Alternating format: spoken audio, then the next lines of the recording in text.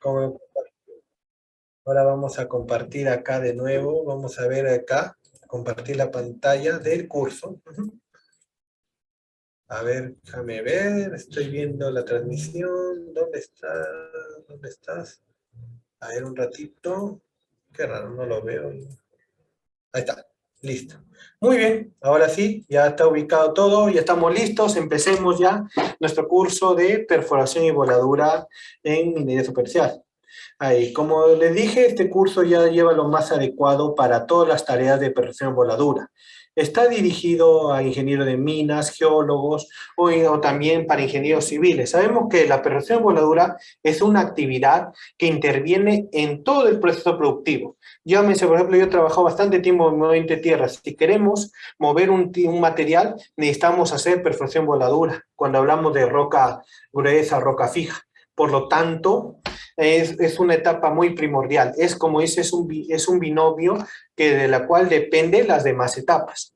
Hablando brevemente de mí, soy un ingeniero que ahora, gracias a la invitación de CAP, ya tengo más de 15 años de experiencia, ¿no? Tengo, bueno, en este caso soy ingeniero en mina de la Universidad Nacional de Trujillo y cuento con un MBA, en este caso, por la IEBS, igualmente bastante diplomados en perforación voladura, y bueno, y costos, y en sí con experiencia a nivel tanto profesional como estratégico, en la parte de perforación voladura, ya sea en minería subterránea, en minería superficial, en movimiento de tierras, así que estoy llano para las preguntas que tengan con respecto a ese tema. Igualmente también en el temario del día de hoy les quería comentar, vamos a hablar primero lo que es el objetivo de una operación, voy a grandes rasgos, cuál es el objetivo de la operación, la geología y su impacto en la voladura, la perforación como etapa primaria, la voladura, después lo que son los explosivos, y último, un poquito nomás la pincelada de hablar del proceso Mine to Mill, que es lo último en tecnología, lo último que se considera para la parte de perforación y voladura. Ahí estamos llanos a seguir sus preguntas y lo que quiero es que pasemos la mejor experiencia en esta hora y media. Ahora, se han preguntado, creo que más de uno se habrá preguntado, ¿qué es lo que se busca o cuál es el objetivo de una operación minera? En primer lugar, se busca crear valor para sus accionistas, ¿no? Yo creo que toda operación, ya sea minería, ya sea de movimiento de tierras, cualquier empresa que se esté formando, en primer lugar lo que es crear valor. De esa manera se puede hacer obras, de esa manera se puede ayudar a las comunidades, de esa manera también se puede contribuir hacia el progreso del país. En esta época que justamente necesitamos una reactivación económica, necesitamos realizar ese tipo de actividades. Asimismo, también lo que es minimizar el tema de riesgos, ¿no? Se busca de que toda la operación, de que no haya el tema de movimiento de personal justamente por tema de accidentes y demás, ¿no? Se busca, el segundo punto, minimizar riesgo. Como tercer punto, una sostenibilidad en un largo periodo de tiempo, ¿no? Toda operación, siempre dependiendo de muchos factores, tanto cómo se lleva de una manera interna como externa a través de las comunidades y demás, buscas por ese intermedio sostenibilidad. No se quiere que haya el tema de un paro por comunidades o de repente una protesta por contaminación, en general diferentes puntos que esté involucrado lo que es la perforación y voladura. Es lo que menos se quiere. Y esto está muy involucrado también con lo que es no generar impactos ambientales. Tampoco, porque si tenemos impactos ambientales, estamos hablando específicamente de un impacto negativo, vamos a tener paradas de parte de comunidad, la operación no va a ser sostenible, vamos a presentar riesgos para seguir operando, no vamos a crear valor para los accionistas, por lo tanto, no generar impactos ambientales es algo crucial al momento de realizar la perforación voladura. Por lo tanto, es lo que tenemos que tener muy en cuenta. Y todo esto ya como consecuencia da a lo que es la estabilidad de la reputación. Yo creo que una operación estable y reputación es algo que no tiene precio. Ahora se busca de siempre, uno trabaja con el tema de imagen, ¿no? Y no uno, por ejemplo, como accionista o como también trabajador, ahí que, por ejemplo, vamos a hacer y somos todos y cada uno de nosotros que trabajamos para contribuir a nuestro país. Si, por ejemplo, no nos gustaría trabajar en una empresa que no tenga una buena reputación, que contamine lo que es el agua, contamina el suelo, contamina el aire. En general, estos 5 aspectos van muy interrelacionados y es lo que busca, en este caso, la perforación y voladura. Está de la mano con estos 5 aspectos, que es el objetivo de toda operación, ya sea minera o civil, como les repito, ¿no? Como repasando, es crear valor para los accionistas, minimizar los riesgos, hacer una sostenibilidad en un largo tiempo, no generar impactos ambientales y como quinto punto, lograr lo que es la estabilidad y reputación. Ahora, hablando a grandes rasgos, estas son las 5 parámetros, esto basado en mi experiencia con respecto a lo que es la perforación y voladura. En primer lugar, la perforación es una actividad muy importante que influye hasta un 64% en todo lo que es el disparo. Por eso que mire, y eso es algo muy cierto y lo que estamos en la práctica podemos ver. Si de repente no hacemos una buena perforación, no conservamos el paralelismo correcto entre taladros, no hacemos los controles respectivos en la perforación, por más que utilice los detonadores de última tecnología o el explosivo más caro que haya en el mercado, si en la perforación no está completamente bien hecha, simplemente no vamos a tener los resultados en la voladura.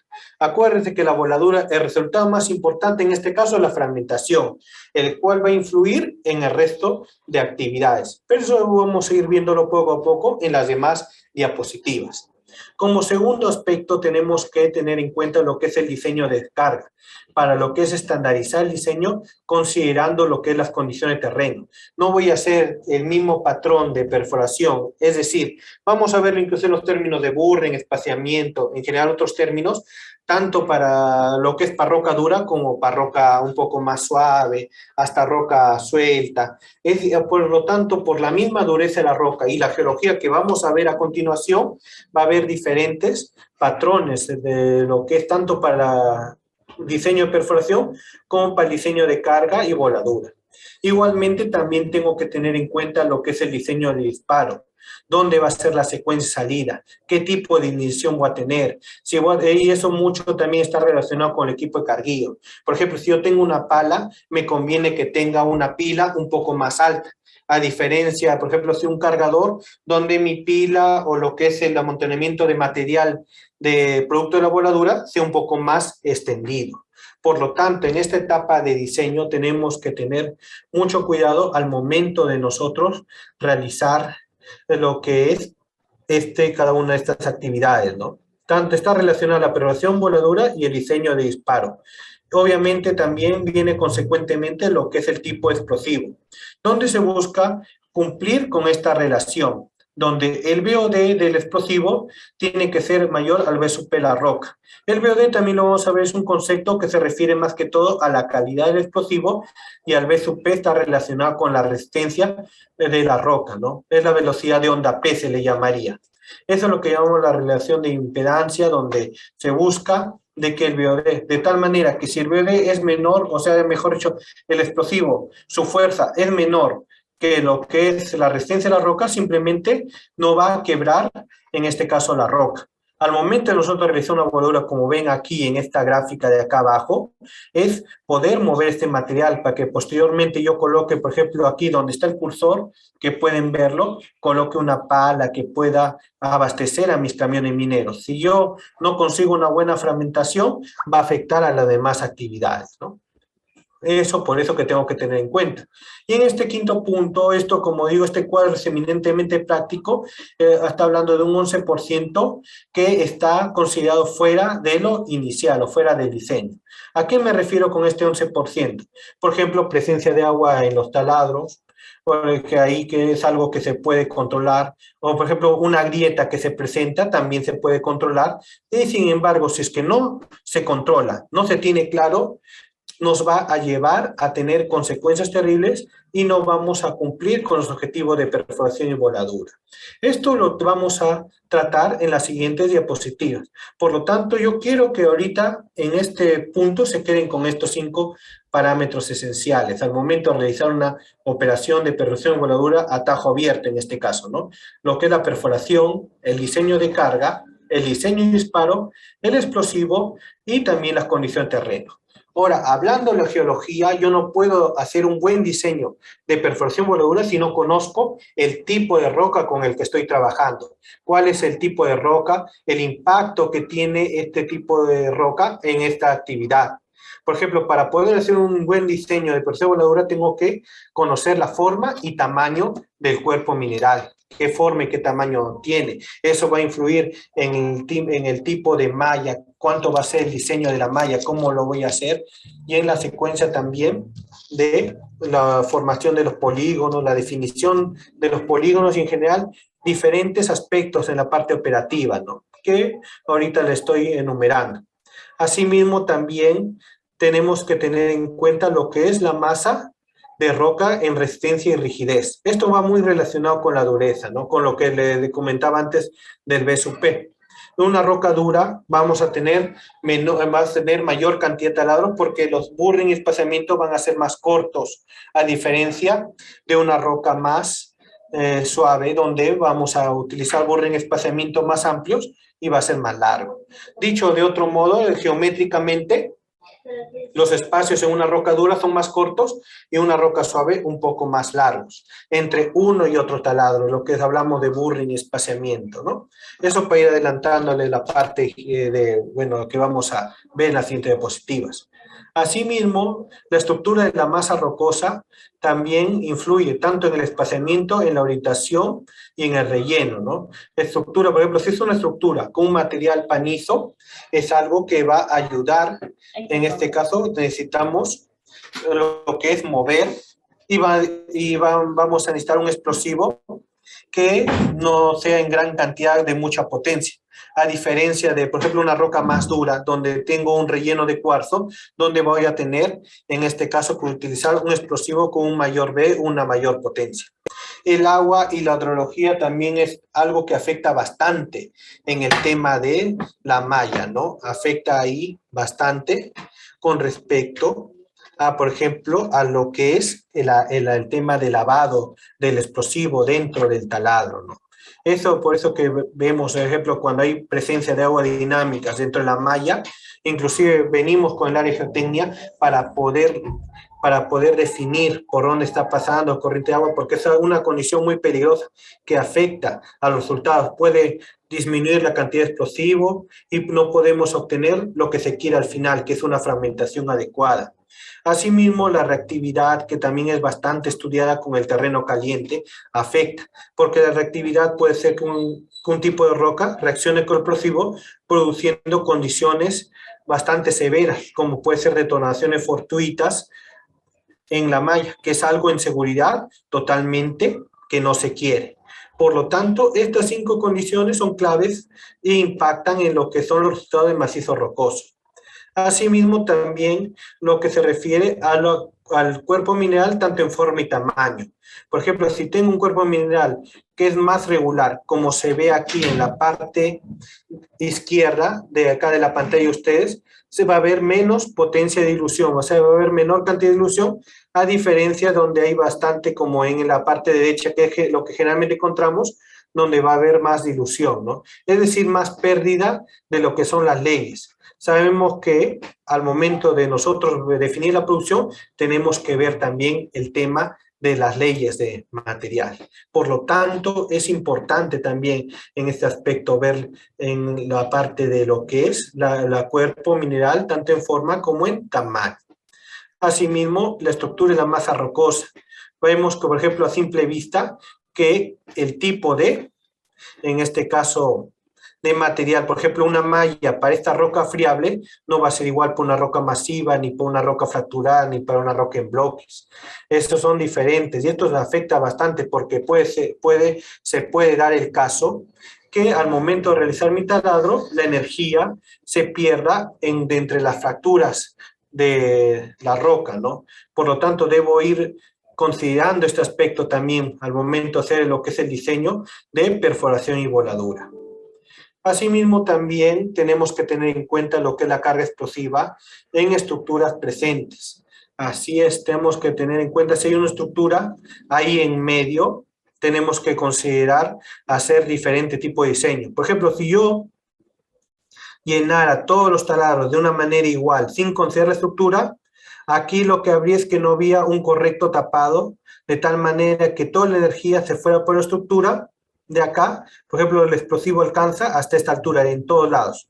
Por tanto, si alcanza esta altura, todo lo que es la energía explosiva se va a ir por la estructura y se va a perder y voy a obtener bolonería por lo que es la parte alta.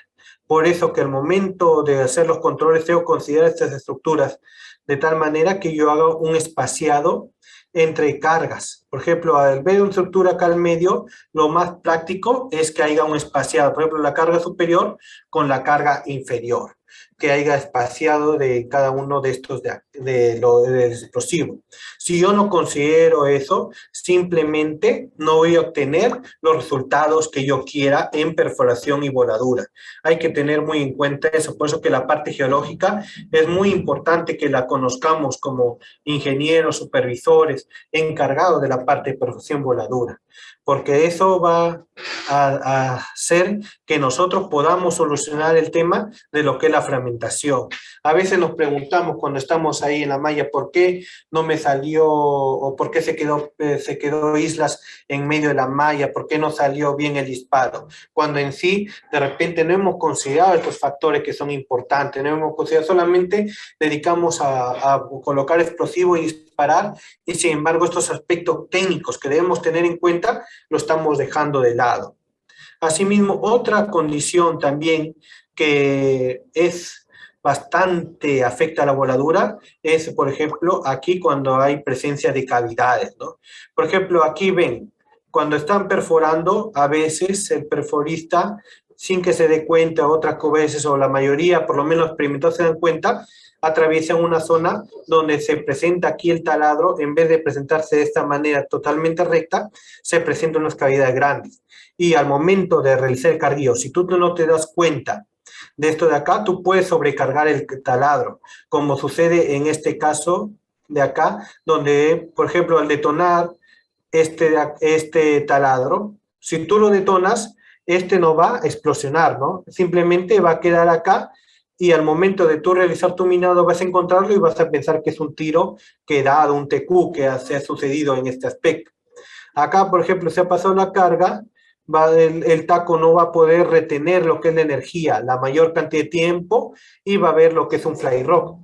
Igualmente sucede en este último punto de acá, donde si yo, como medida correctiva, si yo me doy cuenta de que sucede que hay una presión en una cavidad al fondo, lo que hago es colocar un tapón de plástico, de tal manera que yo aíslo esta zona y mi voladura va a quedar mucho mejor en la parte de arriba. Quizás abajo me quede en el piso para corregir de repente un pequeño perfilado, pero arriba me va a quedar bien. Es preferible, si al momento de nosotros detectar a tiempo, es poder tomar la medida correctiva de tal manera que no me afecte a toda la columna del taladro, no me produzca estos resultados que se pueden dar de manera impredecible, como es pobre fragmentación, lo que es la presencia de TOEs, un excesivo fly rock y un factor de potencia alto.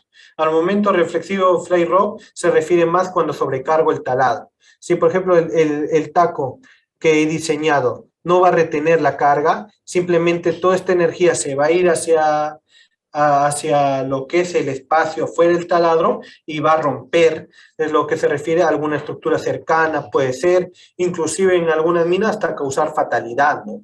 Por lo tanto, esto es un tema de seguridad que debemos tener bastante en cuenta, ¿no? Y tomar las medidas correctivas en el caso que se dé.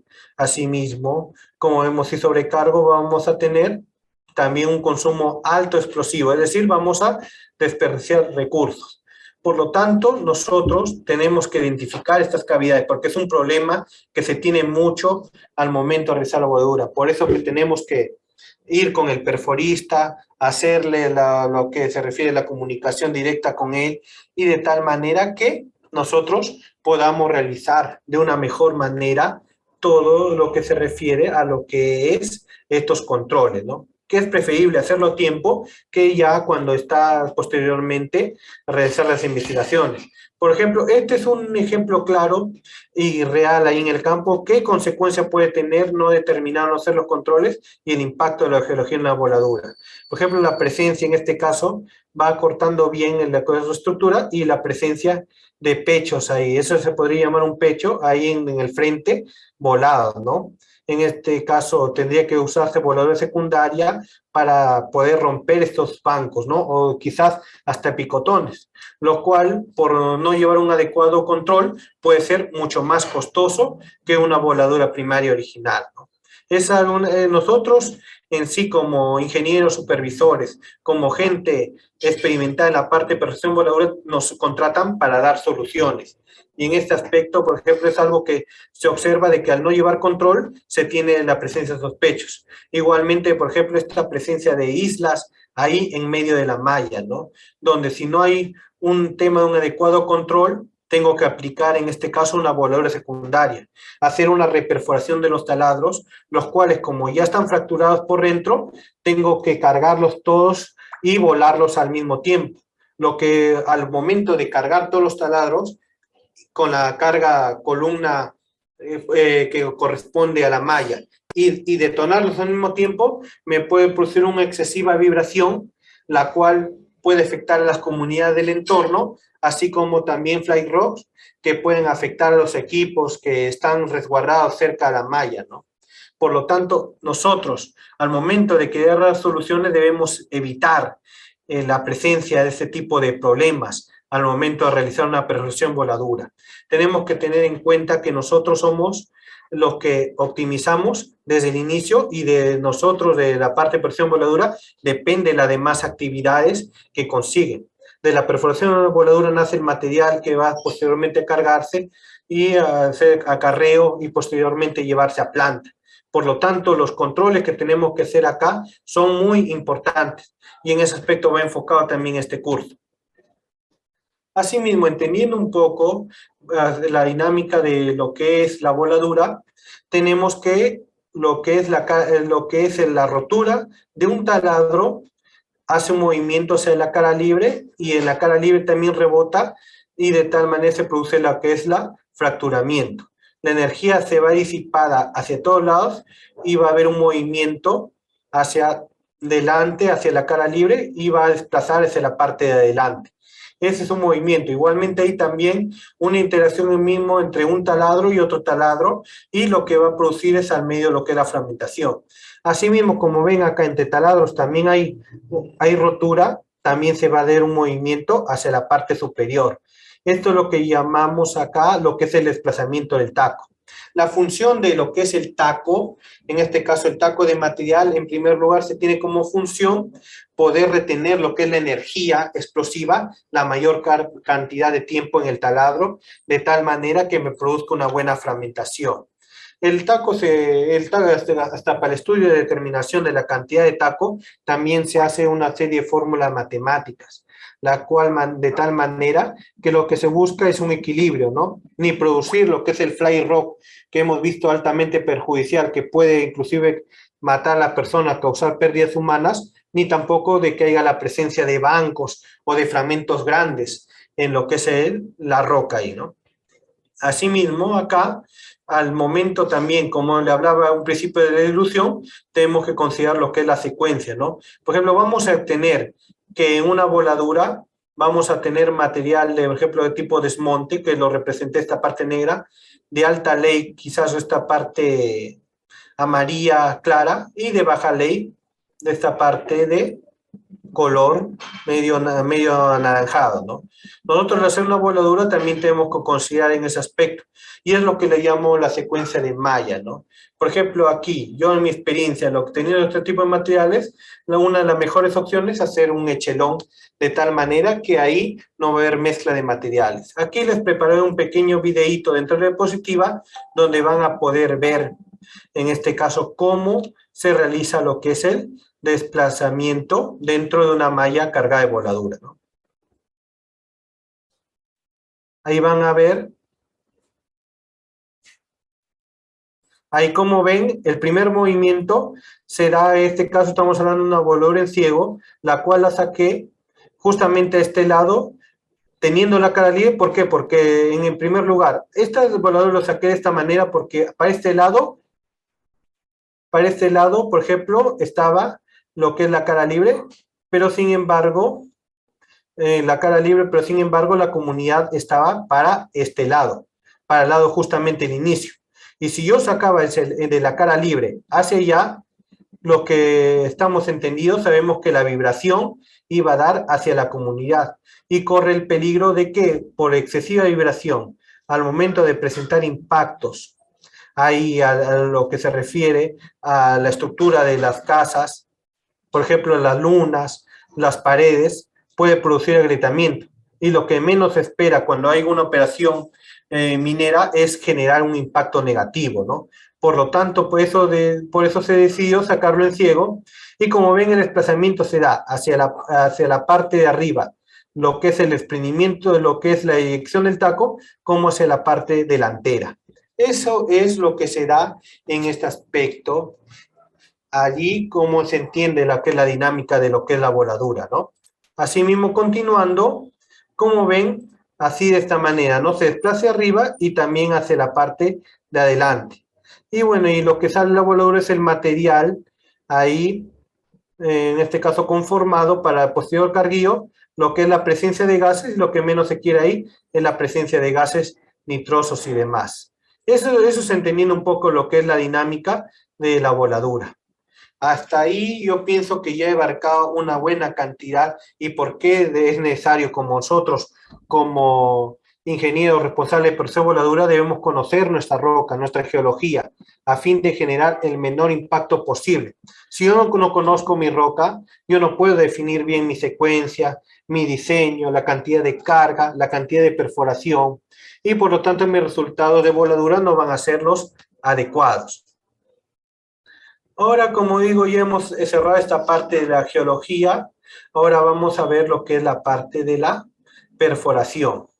La perforación, como bien se define acá, es abrir el macizo rocoso, lo que es huecos cilíndricos, ¿no? Acá dentro de estos huecos cilíndricos va a estar destinado lo que son el explosivo y sus accesorios. Cuando hablamos de superficial, hablamos, por ejemplo, de unas máquinas grandes que utilizan lo que es una torre grande para hacer lo que se refiere a estos huecos e introducir lo que es el explosivo.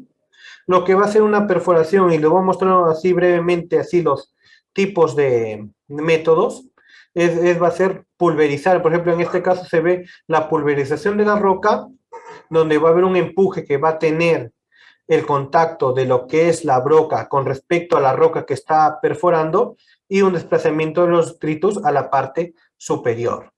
Esto lo vamos a ir viendo poco a poco en las siguientes. Ahora, la perforabilidad que le decía que es justamente la capacidad de penetrar la roca, ¿qué la define? Por ejemplo, a la perforabilidad es la capacidad de predecir la velocidad de perforación, ¿no? Cuán rápido o lento se va a perforar. Ahora, ¿qué factor influye para la perforabilidad? Por ejemplo, hay factores independientes como las propiedades de la roca, la dureza, la resistencia, lo que es la elasticidad, plasticidad, lo que es la abrasividad, textura, estructura, característica de rotura y presencia de agua subterránea. Eso es lo que va a definir. Como hemos visto, el agua también es muy importante. Y todas estas propiedades son propiedades geológicas de acuerdo al tipo de roca, ¿no? Son independientes. Ahora, ¿qué variables tenemos controlables? Por ejemplo, lo que son los factores operacionales, que hemos visto que es cómo voy a hacer mi burring, espaciamiento, así como qué cantidad de horas voy a emplear para lo que es la etapa de la perforación, la cantidad de tiempo muertos, asimismo factores de servicio, por ejemplo, qué facilidades hay ahí para poder llegar, para poder limpiar, factores geométricos, como le explicaba, lo que es la perforación, lo que es el burring y espaciamiento, o sea, la distribución de los taladros.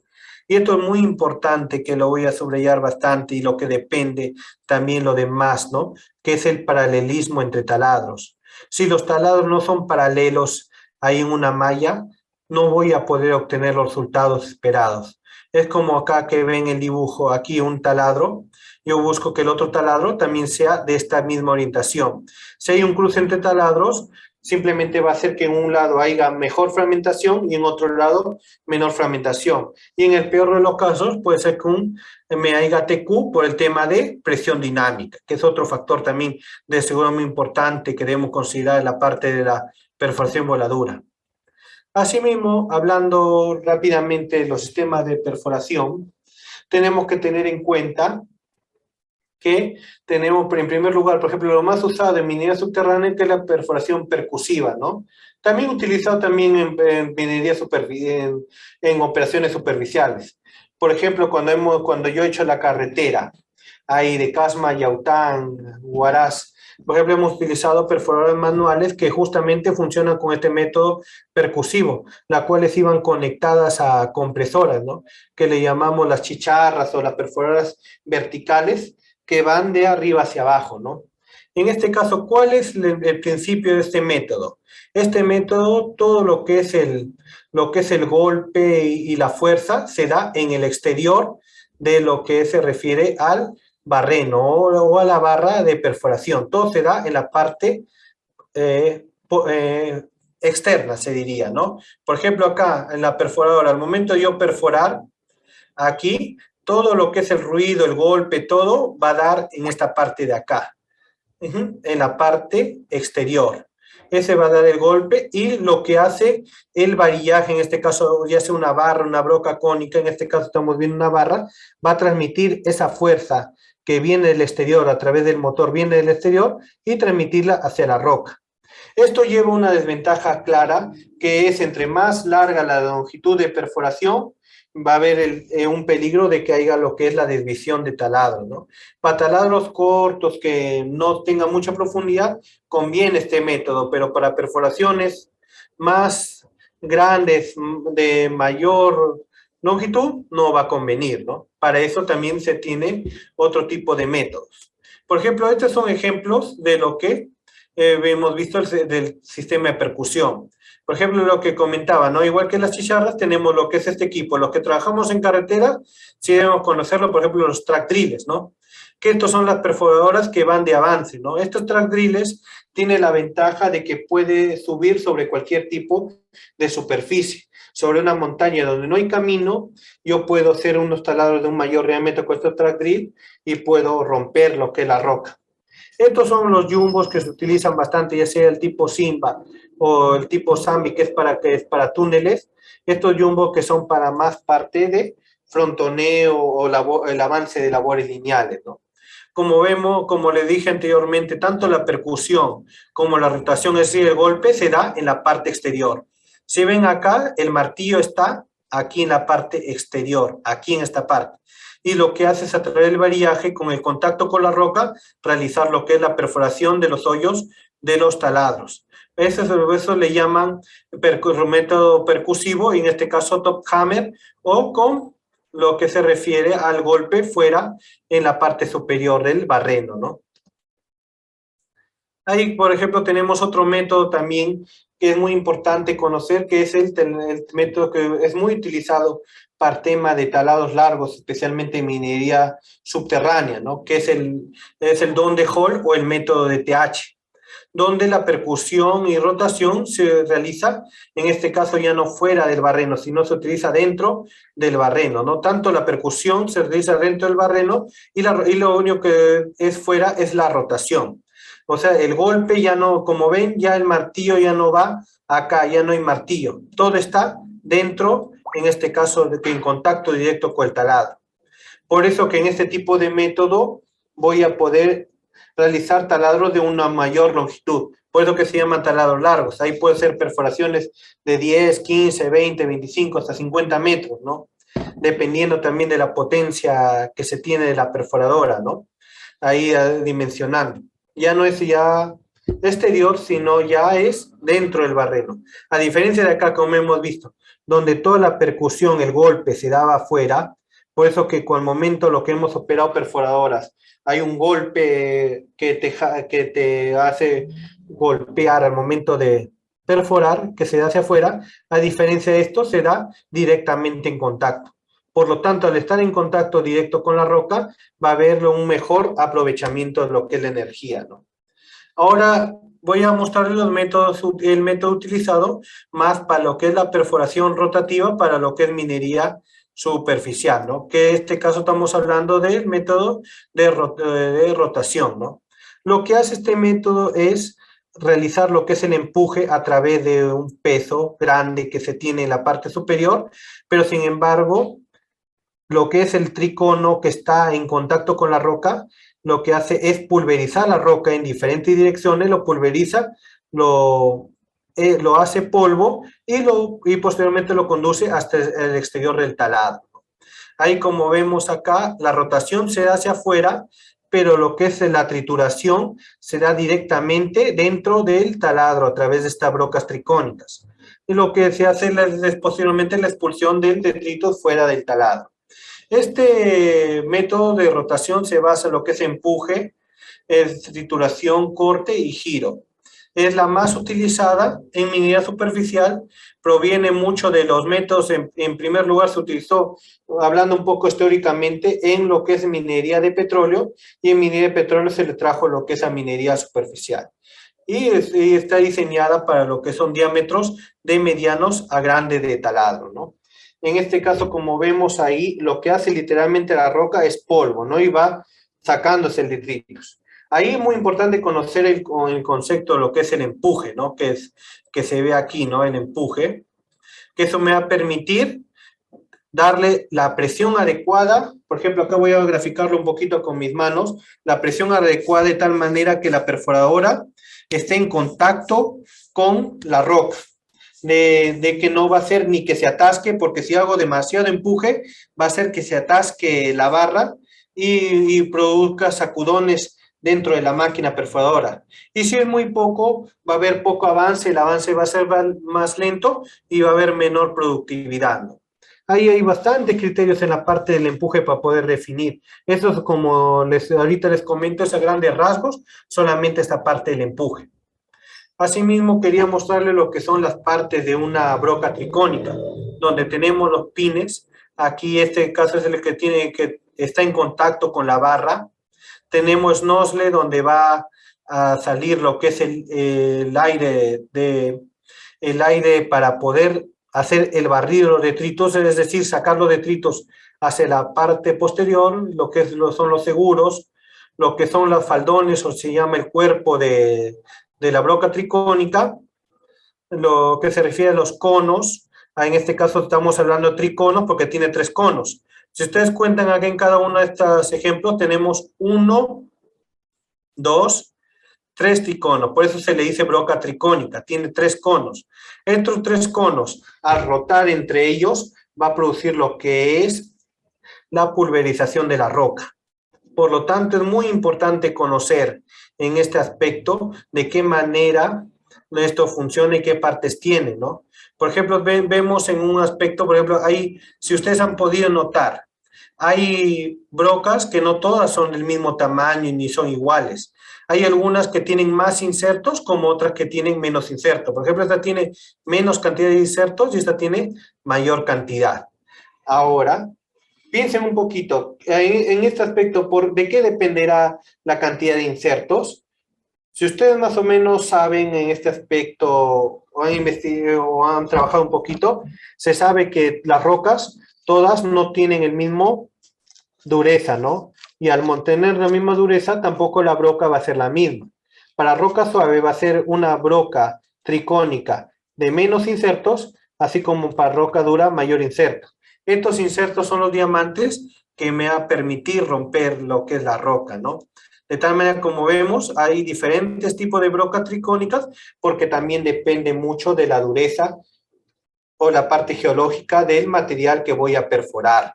Como vemos acá, por eso se da. Si ustedes ahí investigan, en este caso el mayor es por tema de que es más duro y menor cantidad de insertos de diamante es menos duro, ¿no? Asimismo, también es importante conocer lo que es la parte de una columna de perforación. Al momento, esto es crucial en la parte de perforación, ¿no? Por ejemplo, acá tenemos que es el amortiguador, que es el shock absorber, lo que es el adaptador para lo que es el amortiguador con respecto a la barra, que es el adaptador o el top sub. la barra misma de perforación, que esta es variable la cantidad de diámetro y metros, por ejemplo el drill pipe, lo que es el adaptador inferior, en este caso este es un estabilizador que mantiene lo más centrado posible lo que es la columna de perforación, y por último abajo también formado por lo que es el tricono. Como le comentaba, el tricono es lo que mantiene en contacto con la roca, la que pulveriza la roca y me va a permitir formar lo que son los taladros, ¿no? Asimismo, ¿qué factores influyen en la perforación? Como vemos de manera práctica, por ejemplo, tenemos lo que es la posición de lo que es la máquina perforadora. Eso influye bastante en el tema de perforación. Si no está bien posicionada, si la plataforma no es la adecuada, me puede producir hasta roturas de lo que se refiere a la barra, ¿no? Por la misma empuje y presión que se mete dentro del taladro. Asimismo, también depende de la verticalidad de la torre, ¿no? Si la torre no está bien posicionada de manera vertical, también va a influir porque va a hacer lo que, como se ve en ese aspecto, unos dobleces en la parte de acá de la barra de perforación. Y esto poco a poco va a llevar a debilitar lo que es la columna de perforación y me va a llevar gastos de posteriores, ¿no? Para poder reemplazar la barra y todo lo demás, que sabemos que en este aspecto trabajamos con algo caro. Por lo tanto, son factores importantes que tenemos que tener en cuenta, que la perforadora, al momento de antes de iniciar siquiera la perforación, primero que la perforadora esté bien nivelada dentro del terreno, y segundo, la verticalidad de la torre, ¿no? Asimismo, la posición debe ser la correcta. Por ejemplo, aquí, si lo que vemos acá, esta es incorrecta, posicionar la perforadora acá en el borde de lo que es la cresta, ¿no? ¿Por qué? Porque esto se puede llevar a que mi perforadora se voltee. ¿Qué tal el terreno no está bien cimentado acá y hay una grieta, por ejemplo, que se forma acá y posteriormente se desplaza ese material? Lo que va a hacer es que la perforadora pierde el equilibrio ahí, y este momento se va a volcar y va a dañarse la perforadora. La correcta posición al momento de ubicar la perforadora es esta de acá, ¿no? Donde se le dé el frente a la parte para poder perforar las crestas, situar en la orilla del banco. Esta es una práctica que debemos tener en cuenta. Si vemos, por ejemplo, un perforista que está haciendo eso, de inmediato hay que corregirlo, ¿no? La manera correcta para poder perforar las crestas es de esta manera. Esa es la manera correcta que se hace. Muy bien, hemos visto los aspectos importantes en lo que es la perforación. Ahora veamos lo que es la parte de la voladura. El objetivo de la voladura busca lo que es romper la roca de manera eficiente, económica, y producir un volumen de roca que sea fácil de minar y transportar.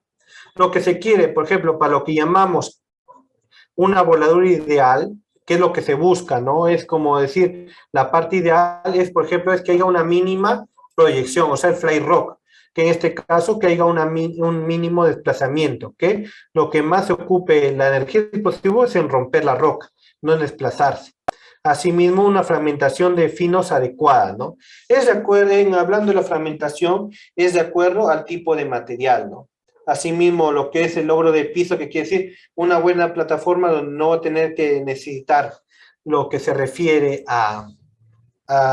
bueno, en este caso a patilladoras, a perforación, por ejemplo, con martillos hidráulicos en minera superficial, por haber presencia de pisos, o hasta en el peor de los casos hacer una voladura secundaria, ¿no?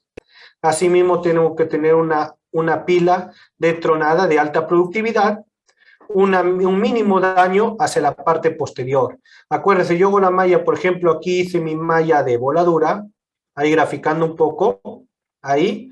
Lo que menos quiero es, por ejemplo, yo he definido que la línea rompa hasta acá, que rompa hasta ahí quiero. No quiero que produzca daño a la parte posterior, a mi siguiente malla, o quizás peor lo caso de un talud. Eso es lo que no se quiere. Esto de acá es lo que no se busca, que haya tema de daños en las paredes, ¿no? Y asimismo un bajo nivel de vibraciones, que esto ya entra un tema más de comunidad, ¿no? Esto, la vibración es un tema que ahí está normado, donde si hay demasiada excesiva vibraciones, puede afectar hasta la resistencia de un terreno, por ejemplo, una casa prefabricada, que puedo llegar a dañarla, ¿no? Y esto afecta posteriormente después a la reputación y bueno, y a la operación misma, ¿no? Por lo tanto, esto sería lo que es una bolora ideal, ¿no? Buscar una mínima proyección, una fragmentación en finos adecuada, un logro de pisos, una alta productividad, mínimo daño y bajo nivel de vibraciones. Estos, en este caso, estamos hablando de 6 aspectos que es para una bolora ideal. Ahora, hablando un poco de la terminología que se emplea ahí, tenemos, por ejemplo, lo que es la cara libre, la altura de banco. Por ejemplo, acá le decía, esta es la disposición geométrica, una malla, donde la distancia entre fila y taladro llamamos lo que es el burren teórico y el espaciamiento teórico. ¿Por qué le llamamos teórico? Que posteriormente, por ejemplo, al realizar una voladura, yo voy a tener un burren y un espaciamiento completamente diferente. Por ejemplo, acá haciendo una grafiquita, suponte que yo quiero iniciar en B de este lado. Ya no voy a utilizar ese burden teórico que tenía, sino voy a utilizar un burden en este sentido, ¿no? Hago así una voladura aquí en este sentido. Por ejemplo, este es un tipo de malla en B, ¿no? Para una voladura. Así es. Ahí, por ejemplo, acá tengo el taladro, acá. De tal manera que en este caso mi espaciamiento está terminado, mi espaciamiento ya práctico terminado por acá y el burden, en este caso, perdón, el burden está terminado por esto de acá y el espaciamiento por esta parte de acá, ¿no? Cada uno de estos de acá va a ser mi burden y espaciamiento.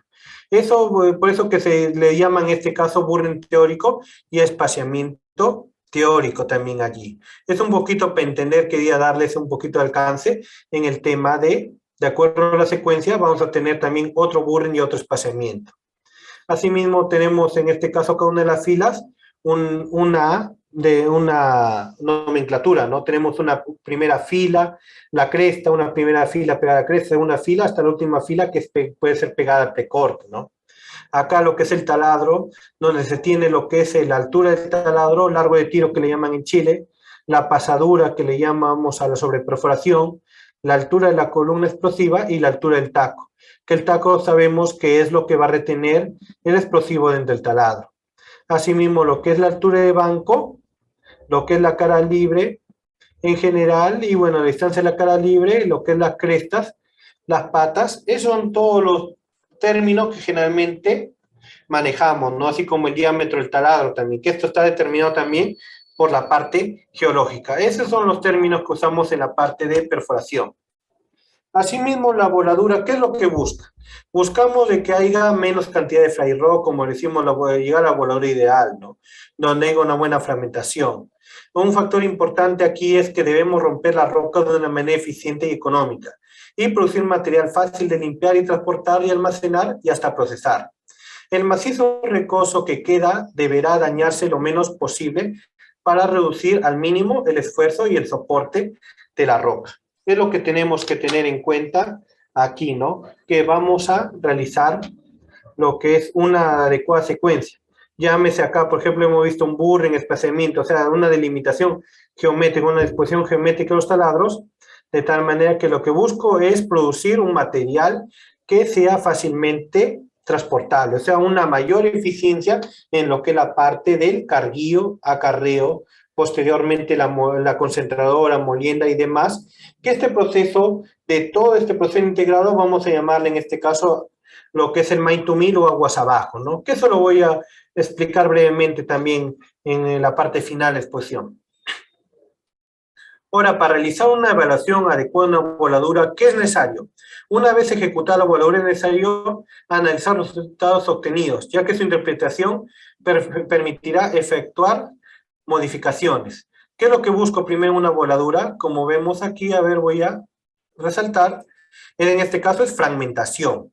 Esto influye en esponjamiento, por ejemplo, de fragmentación, influye en lo que es la productividad de mis equipos de carguillo y acarreo, y esponjamiento en qué tipo de carguillo voy a utilizar, como les adelantaba en un primera parte de la exposición.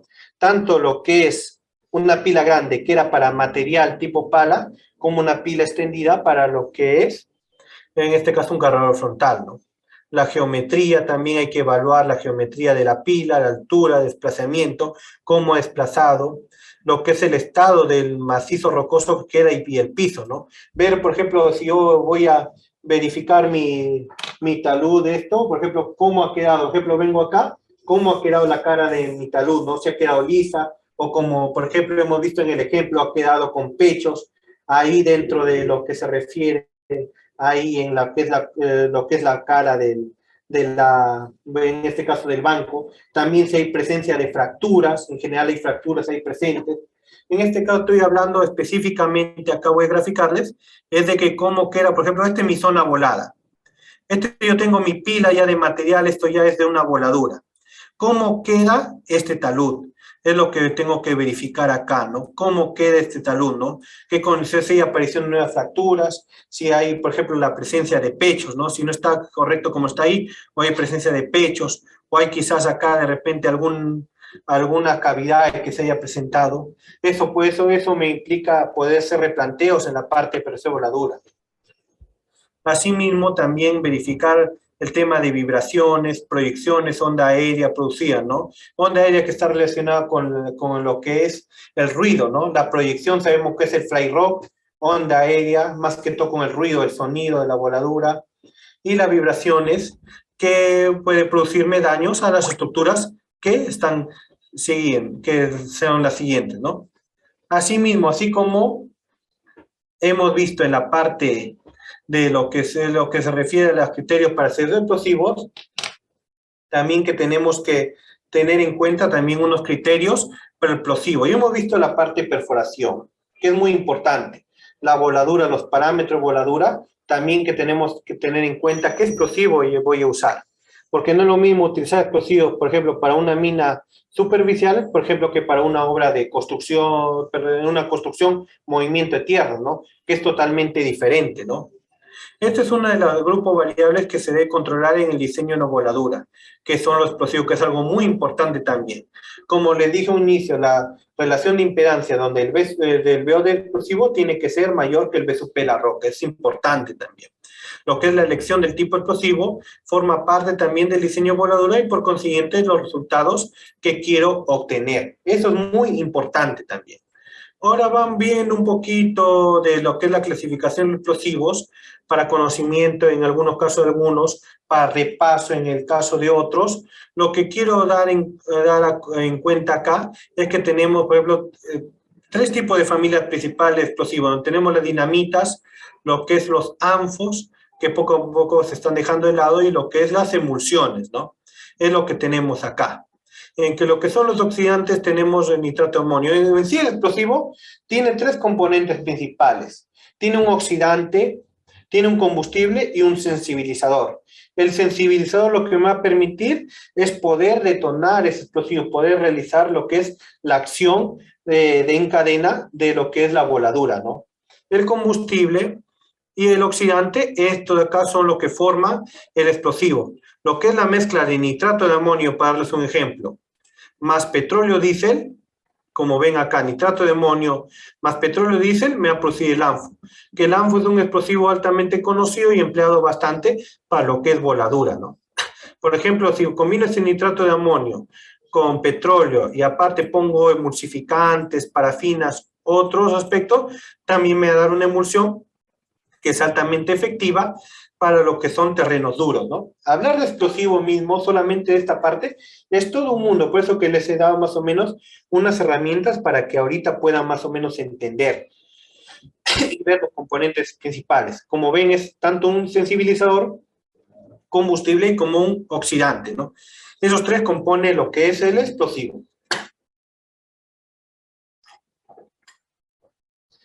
Asimismo, también tenemos lo que son los sistemas de iniciación. Muy usado, yo bastante lo usaba en obras pequeñas, así como en subterráneo, que los fulminantes comunes, ahorita ensamblados, que yo tuve la oportunidad de ensamblar uno, lo que es el corrón detonante, que es para poder transmitir lo que son voladuras, especialmente en carreteras, en canteras pequeñas, se utiliza bastante lo que es el corrón detonante, donde se tiene un VOD mayor a 7.000 metros por segundo, y lo que es la mecha lenta, que para poder hacer voladura, que es de 120 a 140 segundos por metro. Y ahora, haciéndoles un poquito conocer de la última tecnología, vamos a hablar de lo que es el sistema de iniciación por detonadores electrónicos. A diferencia del anterior, esto de acá está conformado por un chip, y este chip lo que va a dar es información donde aquí va a obtener el tiempo preciso para realizar una voladura. El tiempo preciso, los retardos, asimismo me va a permitir hacer un mejor control de calidad, porque voy a poder, valga la redundancia, controlar si mi explosivo, si mi detonador funciona bien, si responde, si es que va a trabajar, cuántos detonadores hay, y esto me va a permitir controlar mucho mejor el diseño y la secuencia de una voladura, ¿no? Aquí les traje un pequeño videito que, bueno, por cuestión de tiempo no lo vamos a pasar todo, pero que es importante para ver el tema de lo que es, en este caso que un poquito más me entienden la parte que es un detonador electrónico, ¿no? Este es un video de YouTube donde se encuentra más o menos cómo es un detonador electrónico. As a global leader in our field, we ensure groundbreaking performance through practical innovation. The next innovative addition is the DigiShot Plus 4G system. This system heralds a new era in electronic initiation, and it couldn't be easier to use. Blasting is now made simple. First, the timing is put into the detonator. The detonator times can either come from a computerized blast design, or the user can simply assign the time at the hole. Next, you connect the detonators to the DigiShot Plus 4G commander. When the DigiShot Plus 4G commander is switched on, it automatically searches and tests the detonators connected.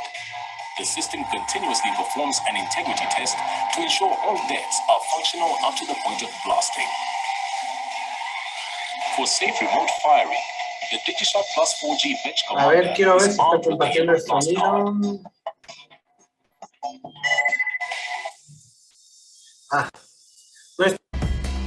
Now at the safe blasting point, the blasting process is initiated. A lo mejor no lo comparto, vamos a explicar un poquito para que a grandes rasgos se entienda acá el video. Lo que estoy explicando acá básicamente es acerca de cómo se hace la detonación de una manera inalámbrica. Ahora, la última tecnología es realizar lo que son las voladuras de una manera inalámbrica, ¿no? Eso es lo que está buscándose con este tema de este tipo de voladuras, ¿no? Donde aquí, como ven, se está haciendo lo que es la detonación, la programación ya utilizando último software.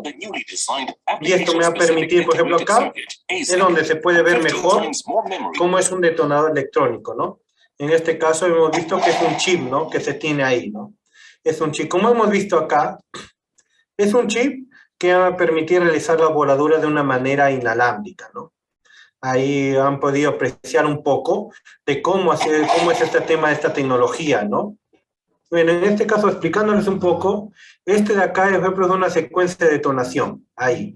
Estos detonadores van adentro y van con cierta cantidad de tiempo, ¿no? Va por un detonador inicio y con tiempos, y este de acá me va a permitir a través de un dispositivo, por ejemplo, en este caso es una caja inalámbrica, esta caja va a ir conectada hacia la malla. Y esta caja va a ir con lo que es la información de los tiempos de detonación, que va a ser transmitida hacia cada uno de los taladros, ¿no? Y esta caja va a decir cuánto tiempo voy a detonar, qué tiempo, cuál va a salir primero, cuál va a salir segundo, es decir, la secuencia de detonación, donde se tiene que cumplir el criterio que yo le he dado en el diseño, por ejemplo, de los tiempos, ¿no?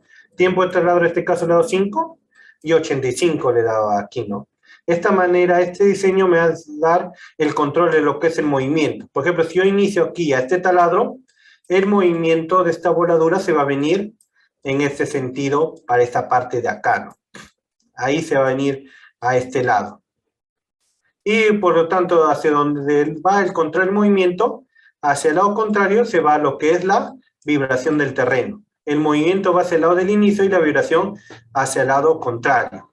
Esta caja básicamente ahora los detonadores electrónicos interactúan de manera inalámbrica para poder realizar las voladuras mucho más seguras. Antes les comento así de manera práctica, se realizan las voladuras así alejándose con un cable de 10, 50, 100 metros, ¿no? Pero sin embargo ahora ya se realiza de una manera inalámbrica, ¿no? Estos dispositivos ahora que existen, con estos detonadores electrónicos que ya les mostré con este de acá, este tipo chip de aquí, que funciona de una manera, un chip haré una manera que pueda controlar y manejar estos sistemas inalámbricos, ¿no? Me va a permitir hacer las detonaciones y en general poder realizar una mejor voladura. Voy a controlar mejor mi movimiento, también mi desplazamiento, así como la vibración en lo que es la voladura, ¿no? Por lo tanto, estos son videos libres que pueden ver un poco para que entiendan un poco más de detonadores, que los invito a buscar en YouTube la parte de detonadores electrónicos. Hay fabricantes, en este caso ahorita les he presentado el dicho, y es un video libre que pueden encontrar en este caso en YouTube, ¿no? Es para un poquito explicarles el tema del detonador electrónico y cómo ahora está incluido en la última tecnología de la perforación voladora. Asimismo, todo diseño, así como ya conozco mi explosivo, tengo que definir mi diseño de carga. Esto quiere decir, por ejemplo, cuánto va a ser la longitud de carga, cuántos kilogramos de explosivo voy a utilizar, lo que es la longitud del taco, como hemos visto en la terminología, cuánto taco necesario para poder retener explosivo, cuánto va a ser el burring, acá como se ve el burring, el espaciamiento, ahí, y todo esto me va a definir, por ejemplo, cuánto va a ser mi factor de potencia, mi factor de carga, en fin, diferentes parámetros dentro de la voladura. Asimismo, ahora se trabaja en minería superficial con emulsiones gasificables, donde que se va a tener que hacer control en la densidad, ¿no? Cuando hablo de emulsiones gasificables, les hablo en este caso de emulsiones donde, por ejemplo, se tiene un taladro, voy a dibujar un poquito acá, donde se tiene cargado, por ejemplo, unos 5 metros de carga. Después de un tiempo, llámese unos 20 minutos, voy a dibujar acá otro taladro para que me entienda como tipo pizarra. Estos 5 metros se va a volver, por ejemplo, 5 metros 40, ¿no? O sea, es decir, cuando es gasificable, la longitud de carga va a cambiar. Es decir, se va a esponjar, es como si estuviera esponjándose. De tal manera que acá inicié con una densidad de 1.2 al estar en 5 metros, y al momento de esponjarse, ¿qué es lo que va a cambiar? Es la densidad. Aquí la densidad de acá del explosivo va a ser 0.85, ¿no? Dependiendo aquí del tipo de roca, ¿no? Es con respecto al manejo de lo que es la densidad, ¿no? Por eso que es variable. Como ven este vaso, por ejemplo, yo empiezo, si lo ven aquí, yo empiezo hasta la altura del vaso, pero sin embargo, ese explosivo tiene capacidad de esponjarse, es decir, se sobresale cambiando su densidad y cubriendo más longitud de carga dentro del taladro, ¿no? Ahora, para hacerles un cálculo práctico, para poder hacer estos controles, ¿cómo se realiza la densidad de carga lineal? A través de esta fórmula que es ampliamente conocida por nosotros, de que está en función, por ejemplo, en lo que es el diámetro en pulgadas de lo que es el taladro, así como la densidad del explosivo. Estos dos parámetros me intervienen para poder conocer de esta manera cuánto es la cantidad de kilos que tengo en un metro de taladro. Ahí vemos acá, por ejemplo, tengo una densidad y tengo un diámetro, reemplazando datos, se tiene, por ejemplo, la densidad del explosivo, en este caso el ANFO, 0.78 por el diámetro, 10,5 octavos al cuadrado, por 0.57 la constante, me va a dar 44.64 kilogramos por cada metro. Y en 6 metros de carga, este taladro va a tener 245.52 kilogramos. Por lo tanto, este cálculo del explosivo me va a permitir definir cuántos kilos voy a utilizar en cada taladro.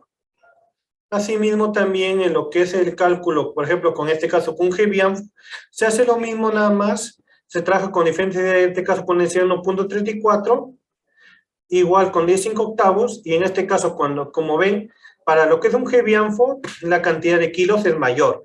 Si vemos aquí, para 6 metros de 245, para 6 metros la cantidad de kilos en este caso es 478.14 kilogramos, ¿no?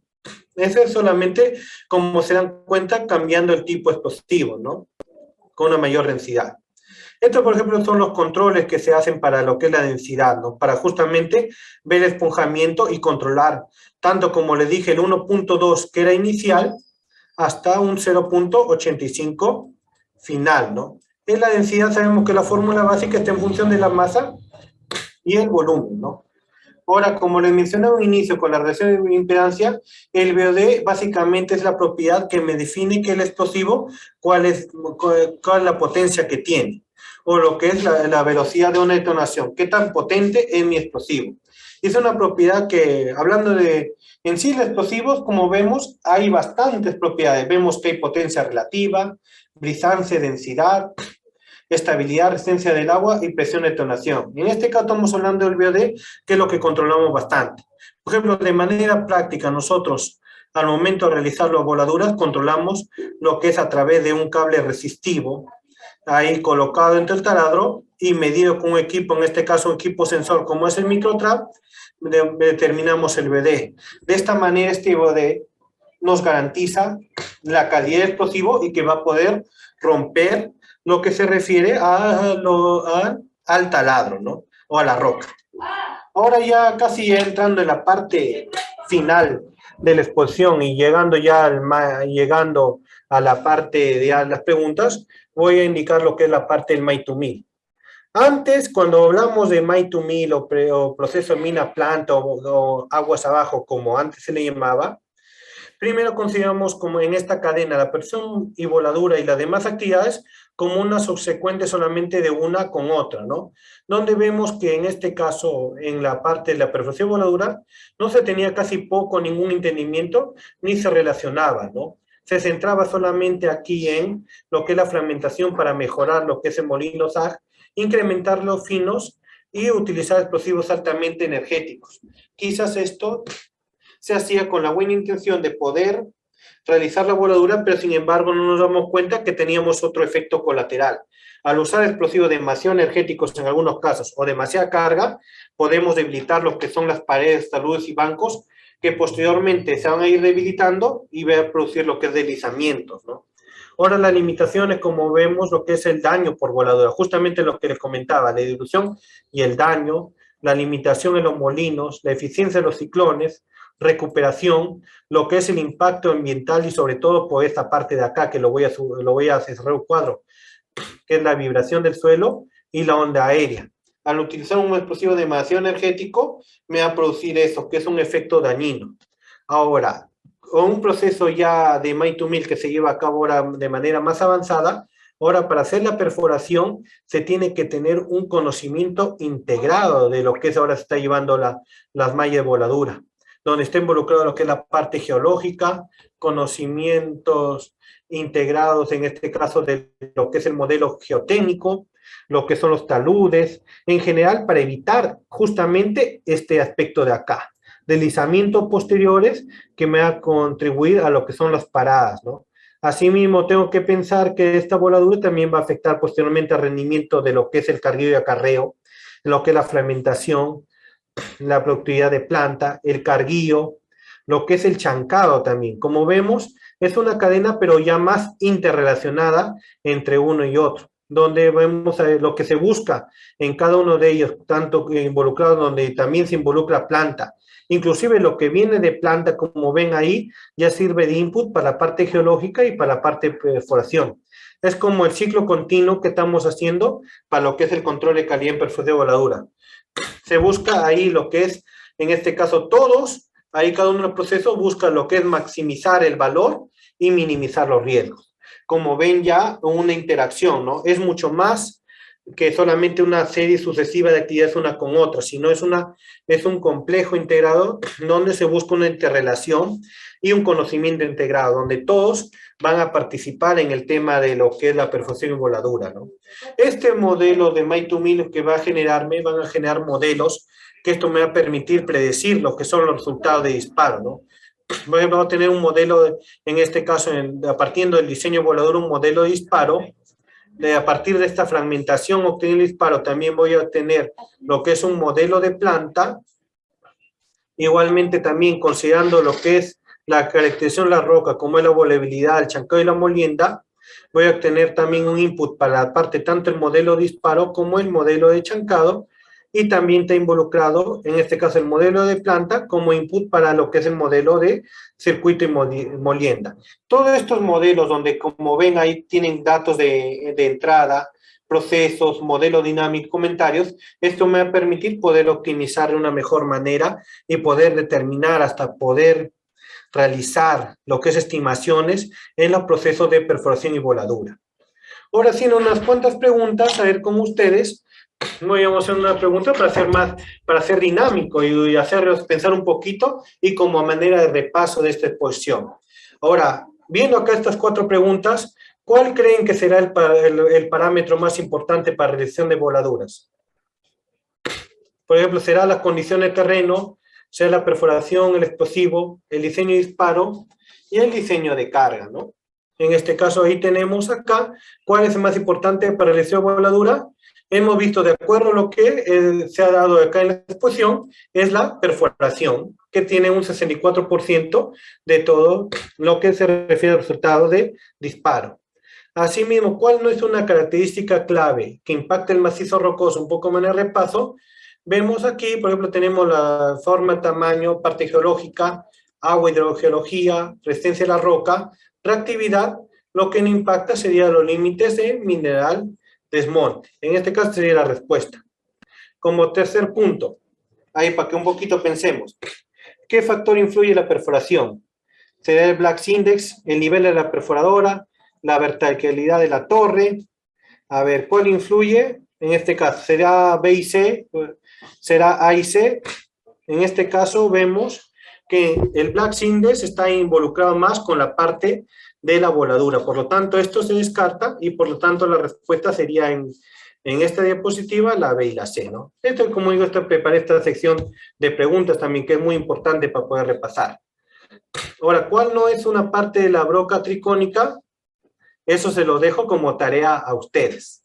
Vamos a pasar directamente a la quinta pregunta.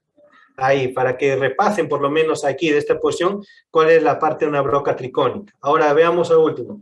¿Qué debemos evaluar en una voladura efectuada? La elección tipo explosivo, las vibraciones, el sistema de perforación, la plasticidad o el paralelismo del taladro, ¿no? Entre taladros. Como vemos acá, todo lo que es de una voladura después de ya efectuada, o sea, cuando ya está efectuado, esto es antes, el explosivo es antes, sistema es antes, la plasticidad del modelo geológico antes, el paralelismo también antes. Por lo tanto, una vez efectuada la voladura, lo que debemos evaluar es esto, tanto lo que es las vibraciones, proyecciones y ondas aéreas.